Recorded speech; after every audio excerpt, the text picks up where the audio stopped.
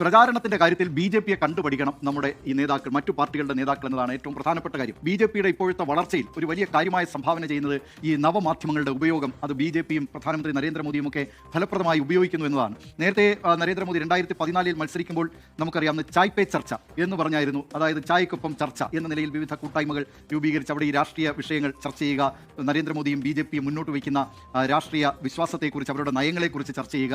ആ നിലയിൽ ഉണ്ടായ ചായ് പേ ചർച്ചയും ആദ്യം പരിഹസിച്ചവരും അതിനെ അവഗണിച്ചവരുമാണ് ഈ പല മറ്റ് പ്രതിപക്ഷത്തുള്ള രാഷ്ട്രീയ പാർട്ടികളൊക്കെ, അന്നത്തെ ഭരണപക്ഷമായിരുന്ന പാർട്ടികൾ. അത് പിന്നീട് എങ്ങനെ മാറി എന്നുള്ളത് 2014 മോദി അധികാരത്തിലെത്തുന്നു. അതിനു മുമ്പുള്ള ആ ഭരണപക്ഷവും അതോടൊപ്പം മറ്റു പാർട്ടികളുമൊക്കെ അതിനെ തീർത്തും അവഗണിച്ചിരുന്നു.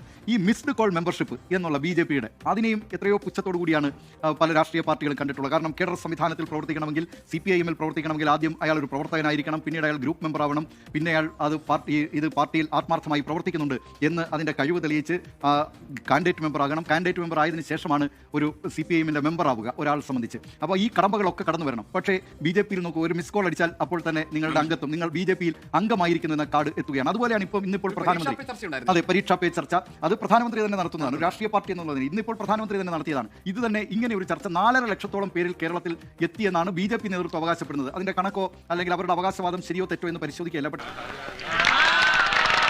പക്ഷേ അത്രയധികം ആളിലേക്ക് അത് കുറേ പേരിലെങ്കിലും എത്തിയിട്ടുണ്ട്.